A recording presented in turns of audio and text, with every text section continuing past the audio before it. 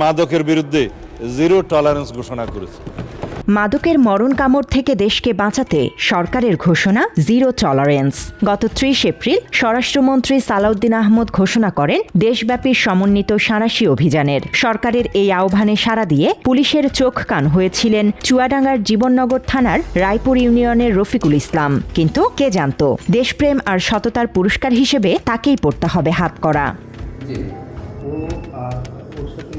অভিযোগ উঠেছে জীবননগর থানার ভারপ্রাপ্ত কর্মকর্তা সোলাইমান শেখের নেতৃত্বে মাদক বিরোধী অভিযানের আড়ালে চলছে ভয়ঙ্কর টাকা বাণিজ্য। বড় কোনো চালানের তথ্য দিলে মাদক কারবারিদের সাথে রফাদফা করে উল্টো তথ্যদাতাকেই বলির পাঠা বানাচ্ছে পুলিশ।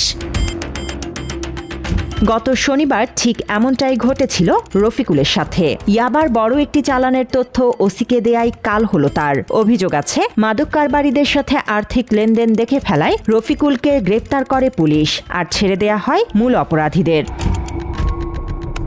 এর আগে রফিকুলের তথ্যের ভিত্তিতে মাধবপুর থেকে ২৫০ গ্রাম গাঁজাসহ শান্তি নামের একজনকে আটক করে পুলিশ। এছাড়া পশ্চিম বারান্দির বিল্লালের ক্ষেত থেকে গাঁজা গাছ জব্দ এবং করচাডাঙ্গা থেকে ২০০ গ্রাম গাঁজাসহ আখেরকে গ্রেফতারের মতো একাধিক সফল অভিযান চালিয়েছিল জীবননগর থানা পুলিশ।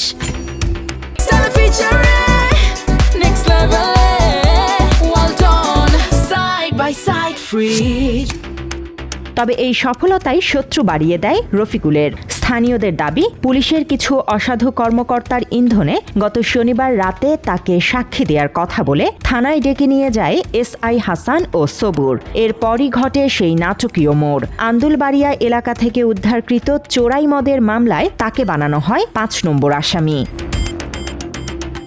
এদিকে জীবননগর থানার ওসি সোলাইমান শেখ ও আসামি রফিকুলের একাধিক কল রেকর্ড বাংলা এডিশনের কাছে এসেছে। ওই কল রেকর্ড থেকে জানা যায় বিভিন্ন সময়ে সোলাইমানের সোর্স হিসেবে তাকে সহযোগিতা করেছে রফিকুল ইসলাম।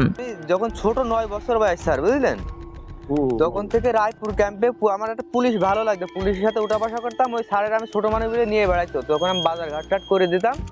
ওই ছোট থেকে পুলিশের সাথে সঠিক তথ্য মতো দিয়ে আসছে এবং আমার জীবনে কোনোদিন পুলিশকে মিথ্যা তথ্য দিয়ে হয়রানি করিনি স্যার। এবার রায়পুর হুতোপাড়ায় একটা আছে, আবার মনে করেন ওই যেটা আমি ওই আপনার কাছে ভিডিও প্রথম দিলাম, ওই উনি মানে চটের পরে মানে ৩-৪ রকমের গাছ আছে ওর কাছে। ওই মানে যে এক একজন যেটা নেবে সেটা মানে ওই পাই করে দেয় ২৫০ গ্রাম করে। উনি যে স্থানীয়দের মাঝে এখন তীব্র ক্ষোভ। প্রভাবশালী মাদক কারবারিদের সাথে ওসি সোলাইমান শেখ সহ ৩ পুলিশ কর্মকর্তার কোটি টাকার লেনদেনের জনশ্রুতি এখন জীবননগরের ওপেন সিক্রেট। ফলে পুলিশের চোখ কান হওয়া সত্ত্বেও সোর্সি এখন আইন শৃঙ্খলা বাহিনীর প্রতিহিংসার শিকার। রফিকুল ইসলাম পুইটে যে মাদকের সাথে জড়িত আছে এটা তো আমরাই ধারণা করিনি কোনোদিন, আর সে করবো না পর্যন্ত। পুলিশের সাথে সে আরও ধরিয়ে দেয়, যেখানে যা থাকে সে আরও নিয়ে যে তাকে সংবাদ দেয়, নিয়ে যে তার সংবাদ দেওয়ার পরে তার নিয়ে এসে সাক্ষী দেওয়ার নাম করে নিয়ে এসে পুলিশ আটকিয়ে দিয়েছে। ৫ ওয়াক্ত নামাজ কালাম পড়ে, মানুষের বিপদে সাহায্য করে, আন্দর বেড়ে চুলায় বিক্রি করে, তাই সহযোগিতা করে পুলিশই ডেকে এনে মানে কোনে আন্দর বেড়ে কোনে কেষ্টপুর, কোনে আন্দর বেড়ে কোনে কেষ্টপুর তোমার ডেকে রায়পুরের ক্যাম্পে পুলিশ জীবননগর ডেকে এনে তাই ধরিয়ে দিয়েছে। বিষয়টি নিয়ে জীবননগর থানার ওসি সোলাইমান শেখের সাথে যোগাযোগ করলে তিনি রফিকুল ইসলামকে মাদক ব্যবসায়ী হিসেবে উল্লেখ করেন। তাই সোর্স হিসেবে কাজ করলেও আটক করা হয় রফিকুলকে।